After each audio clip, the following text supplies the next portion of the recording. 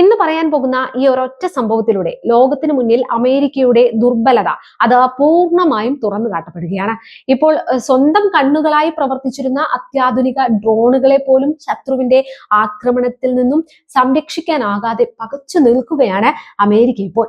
കോടിക്കണക്കിന് ഡോളർ വിലമതിക്കുന്ന സാങ്കേതിക വിദ്യയുടെ വിസ്മയം എന്നും ഒക്കെ പറഞ്ഞ ആ MQ-9 റീപ്പർ ഡ്രോണുകൾക്കാണ് ഈ ഗതി വന്നിരിക്കുന്നത്. ഒന്നോ രണ്ടോ അല്ല, 45 റീപ്പർ ഡ്രോണുകൾ. ലോകത്തിലെ ഏറ്റവും കരുത്തുറ്റ സൈന്യത്തിന്റെ നിരീക്ഷണ ആക്രമണ ആയുധങ്ങൾ ഒന്നൊന്നായി ആകാശത്തു നിന്ന് കത്തി വീണു. ഇത് ശത്രുരാജ്യങ്ങളെ മാത്രമല്ല, ലോകമെമ്പാടുമുള്ള സൈനിക നിരീക്ഷകരെ ഒന്നടങ്കം ഞെട്ടിച്ച ഒരു വൻ ദുരന്തമാണ്.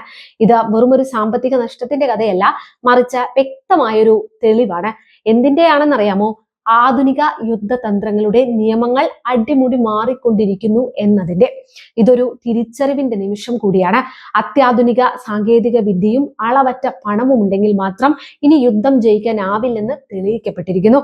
എങ്ങനെയാണ് അമേരിക്കയ്ക്ക് ആ ഒരു നഷ്ടമുണ്ടായത്?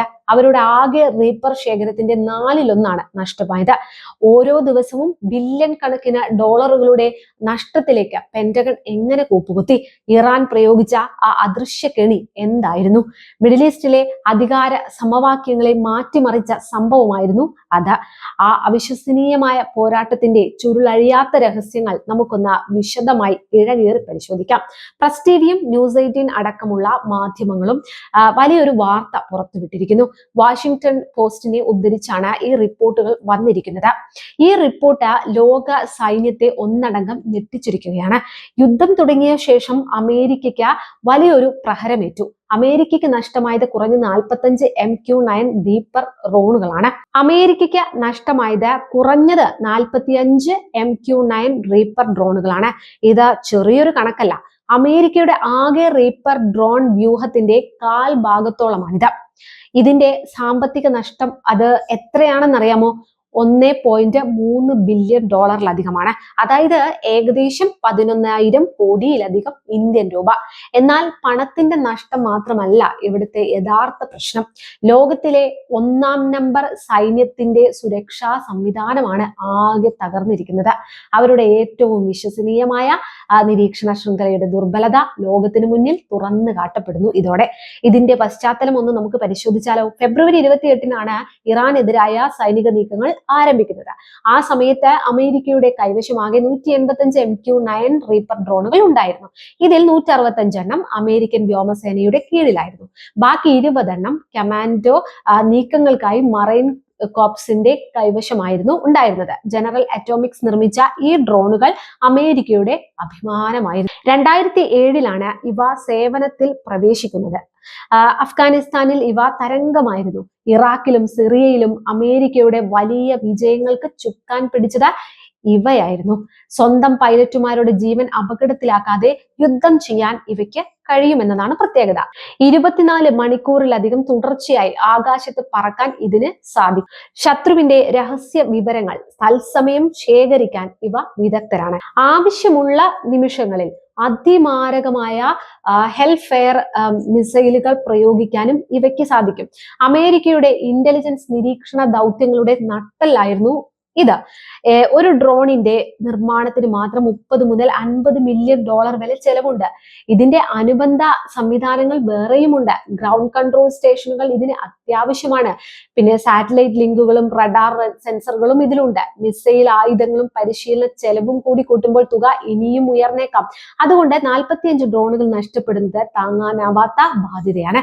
പക്ഷേ യുദ്ധം തുടങ്ങിയ ആദ്യ ആഴ്ചകളിൽ തന്നെ കാര്യങ്ങൾ കീഴ്മേൽ മറിഞ്ഞു. അമേരിക്കയുടെ എല്ലാ കണക്കുകൂട്ടലുകളും തുടക്കത്തിലെ തെറ്റി. ഇറാന്റെ വ്യോമ പ്രതിരോധം അതിശക്തമായിരുന്നു എന്നതാണ് എടുത്തു പറയേണ്ടത്. മാർച്ച് 11 ആയപ്പോഴേക്കും 10ഓളം ഡ്രോണുകൾ ഇറാൻ വെടിവെച്ചിട്ടു.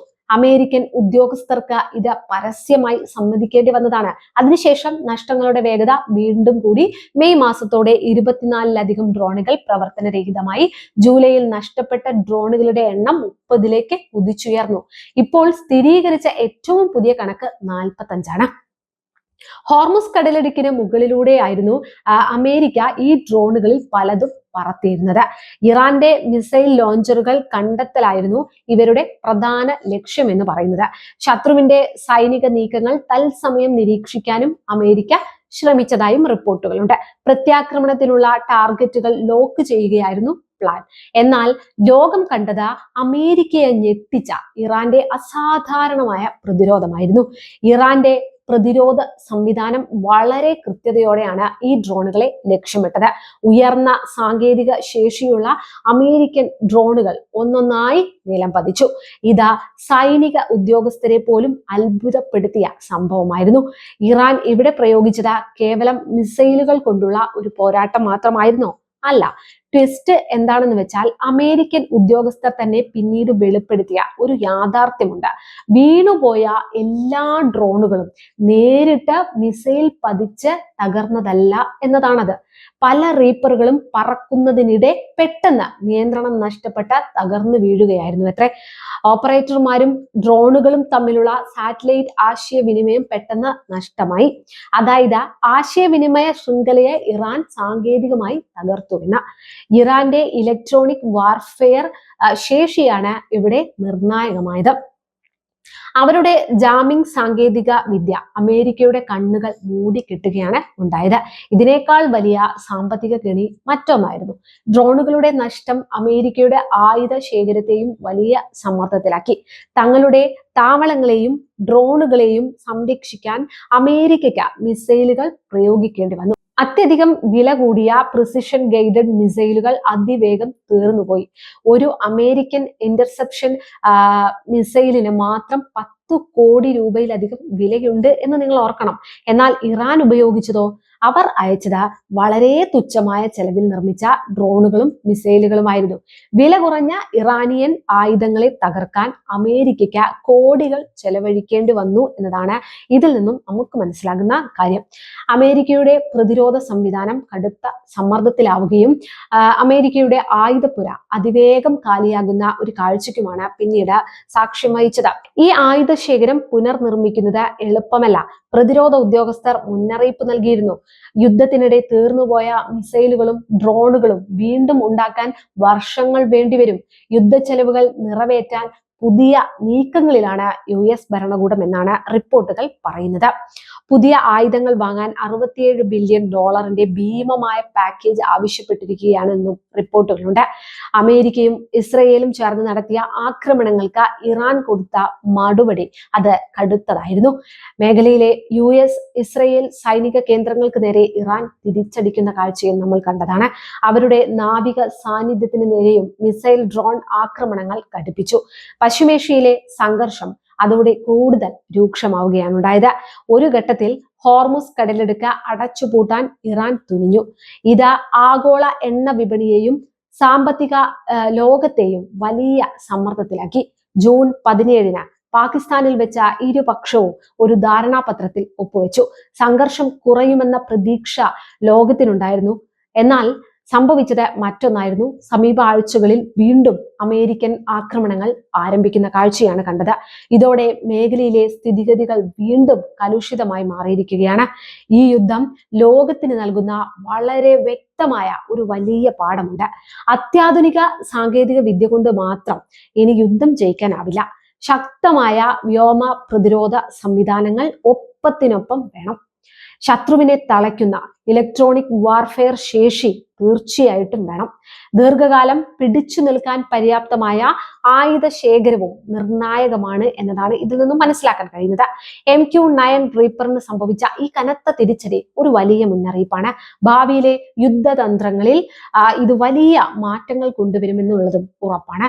ഡ്രോൺ യുദ്ധങ്ങളുടെ രീതിശാസ്ത്രം തന്നെ ഇനി അടിമുടി മാറും. അമേരിക്കയ്ക്ക് നഷ്ടമായത് വെറും 45 MQ-9 റീപ്പർ ഡ്രോണുകൾ മാത്രമല്ല, തങ്ങളുടെ സാങ്കേതിക മേധാവിത്വത്തെ കുറിച്ചുള്ള അന്ധമായ ആത്മവിശ്വാസമാണ് ഇവിടെ തകർന്നത്. വളരെ കുറഞ്ഞ ചെലവിൽ പോലും വൻ ശക്തികളെ വെല്ലുവിളിക്കാമെന്ന് ഇറാൻ തെളിയിക്കുകയുണ്ടായി. ഈ സന്ദേശം ലോകത്തിന് മുന്നിൽ അവർ ശക്തമായി ഉയർത്തിക്കാട്ടി.